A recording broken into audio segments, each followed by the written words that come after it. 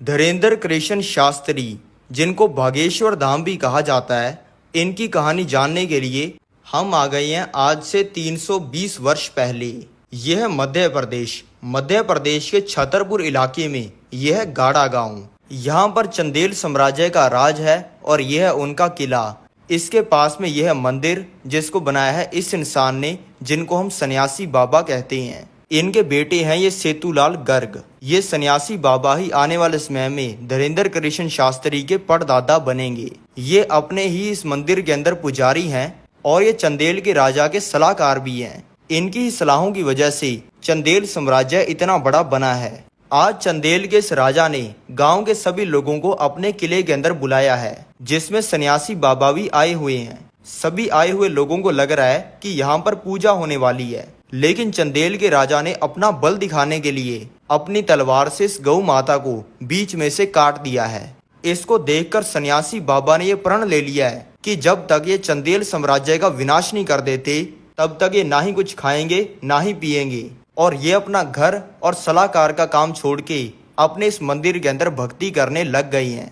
अब इनको ऐसा करते हुए 40 दिन हो चुके हैं। इनकी भक्ति से प्रसन्न होके वही गौ माता जिसको चंदेल के राजा ने काट दिया था, इनको दर्शन दिया है और इनको बताया है कि आपने हमें इंसाफ दिला दिया। इसके बाद इनके सामने हनुमान जी प्रकट हो गई हैं, जिन्होंने इनको बताया है कि अब से मैं हमेशा तुम्हारे साथ रहूंगा और मैं तुम्हें कुछ ऐसी शक्ति देता हूँ जिसकी वजह से लाखों लोग सलाह लेने के लिए आएंगे। ये होते ही इनका बनाया हुआ आम सा मंदिर भागेश्वर धाम मंदिर बन गया है। अब इनके अंदर शक्ति आ गई है लोगों के दिमाग को पढ़ने की।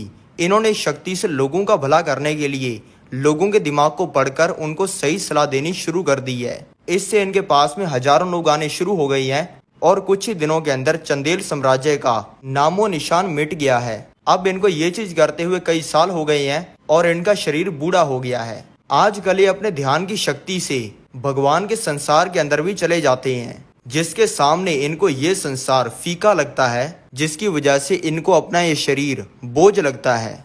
आज इन्होंने अपनी सारी शक्तियां और सिद्धियां अपने बेटे सेतुलाल गर्ग को दे दी हैं और ये बन गए हैं दादा गुरु।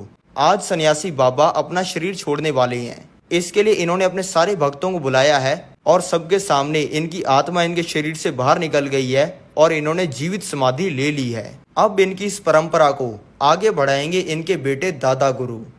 दादा गुरु के 3 बेटे हैं जो कि अपनी फैमिली के साथ इस घर में रहते हैं। दादा गुरु के बेटे हैं ये राम कृपाल महाराज, जिनके 2 बच्चे हैं। इनके घर पे जन्म हुआ है ये धीरेंद्र कृष्ण शास्त्री जी का, जिनको ये सभी प्यार से धीरेंद्र